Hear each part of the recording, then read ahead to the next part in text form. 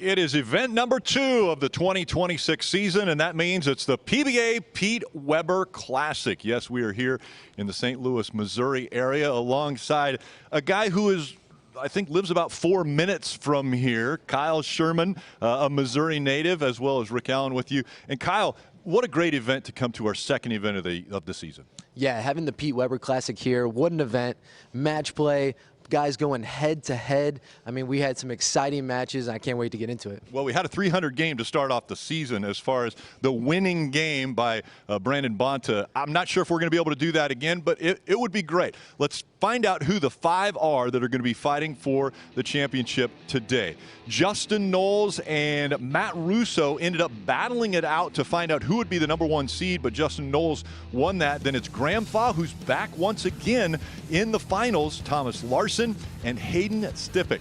So we've got 5 guys that really broad as far as their experience. We've got a guy making his first TV show, we've got guys who haven't won, and we've got guys who have won majors. Yeah, a broad range of experience going to be happening on this show, and it's always fun to see guys perform under these lights for the first time.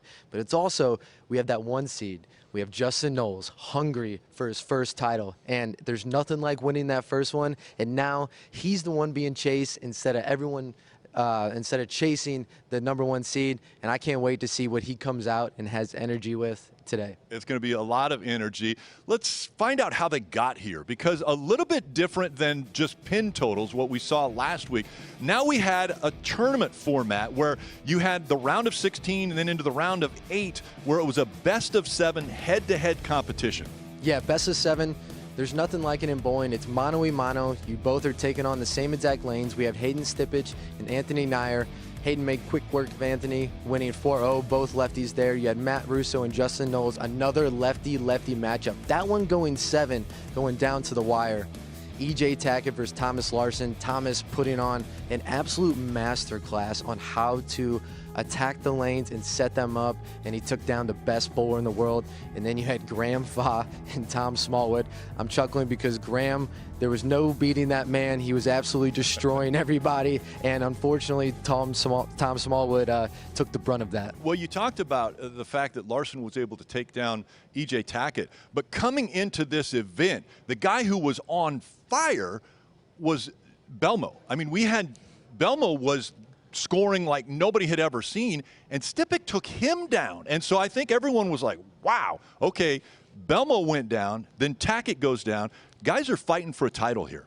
Yeah, Hayden, for those of the people that know Hayden, know that he's this titan that this man, when he gets lined up and he starts striking, there's no beating him. He beat Belmo last year at the Masters. I mean, this guy isn't afraid to take down anybody. So it's no surprise that he was able to take down Belmo, and Belmo was in rare form this week. I crossed right next to him all week, and I think for the rest of the field, we're lucky that it was match play, and he just had to beat one guy, because if it was total pins, I don't think anyone was catching Belmo this week. Well, you're doing triple duty, by the way. Not only were you bowling earlier this week, but you also did an interview just a few moments ago with Justin Nolles. Let's take a look at that. All right, we are in now an empty locker room now that most of the players have left, and I'm here with #1 seed Justin Nolles. Justin, #1 seed, to get your first title. How are we feeling? Feeling good, man. Feeling confident. Never been in this position before, but there's no time like the present to pay it all off. Yeah, I mean, so many times you're chasing, now you're the one everyone's coming after. How does that feel, being in that spot? To be the man, you got to beat the man, and right now I'm the man. You heard it. This guy is the man, which he is, the #1 seed. All right, now let's stop talking about bowling a little bit. We're at the Pete Weber Classic. Who do you think on tour right now is the next Pete Weber, or the closest thing to it? Because I don't know if there is ever going to be another Pete Weber. Yeah, I don't know if you can replicate it, but you know, it might be my time to take over the villain role. We don't really have a true villain right now, and you know, I'll be that guy if you let me. It's all up to the crowd, so we'll find out tomorrow. I love it. And that was a crowdsourced question from Yao Rivera. Yao, congrats. You won a signed Pete Weber bowling pin. So congrats, Yao, and congrats, Justin. Go kick some butt on the show, man. Thank you, guys. The namesake of the tournament, of course, Pete David Weber, PDW. has more highlights than probably all of these kids that are playing today will ever dream about. And that is because the bad boy of bowling has been so phenomenal throughout his entire career. It has gone from tournament to tournament to tournament where he has, well, he's even talked to the crowd in a couple of them. Well, he is. That's right. We have Pete Weber with us now on set.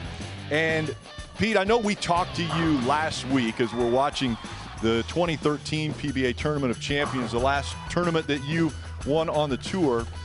We talked to you last week about the naming of this tournament after you. How big of a deal is that to be so known in this sport that now tournaments are named after you?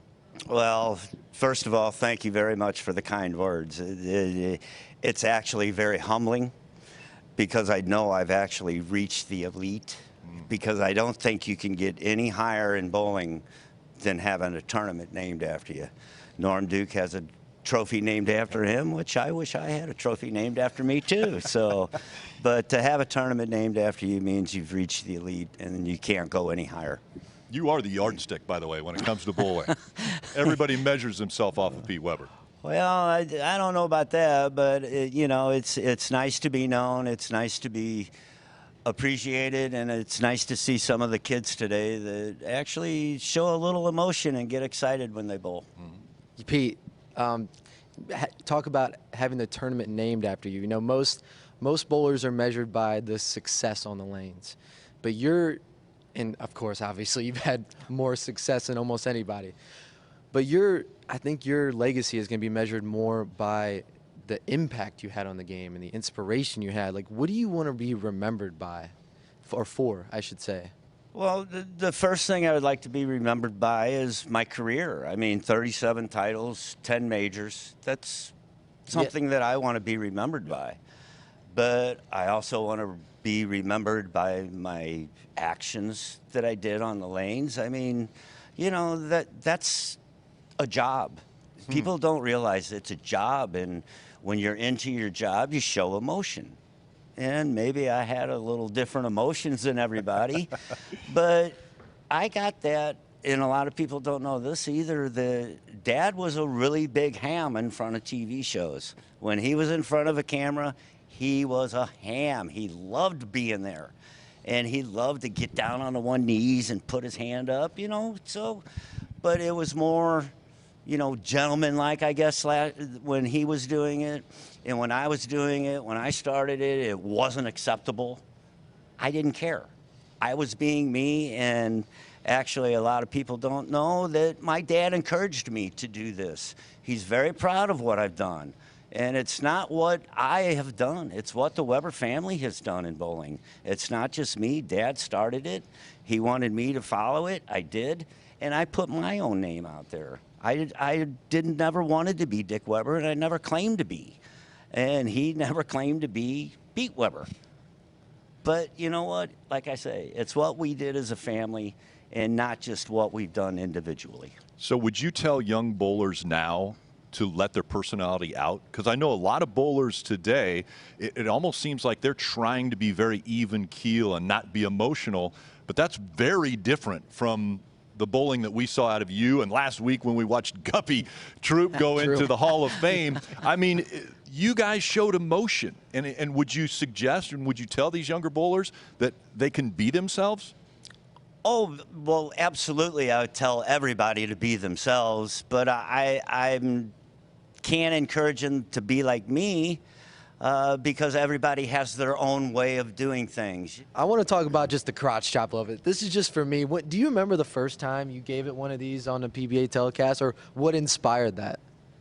Well, I'm not sure I did it before the new guys took over in the PBA, before like Steve Miller became the commissioner, and you know, they had a talk with us right before that, but I don't think I ever did it before 2003.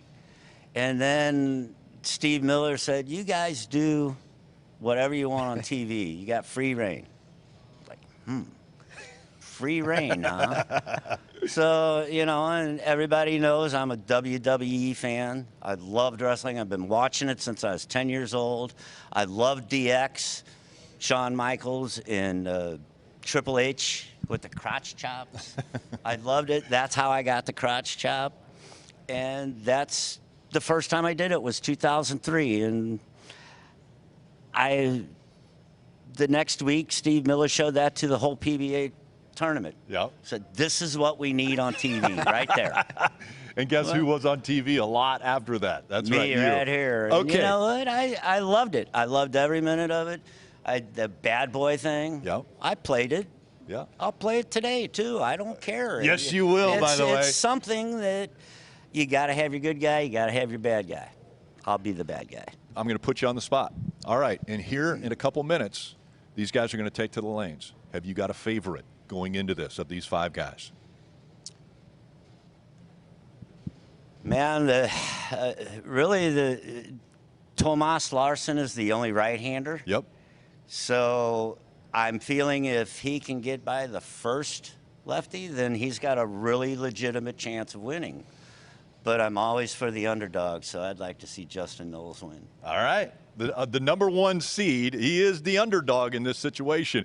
We will find out if that does happen. All right, you've got to go to the lanes because they're going to introduce you here in just a second, and we've got to get to bowling. That's right. Coming up next on the CW, head on over there right now. It is the PBA Pete Weber Classic from right here in Missouri.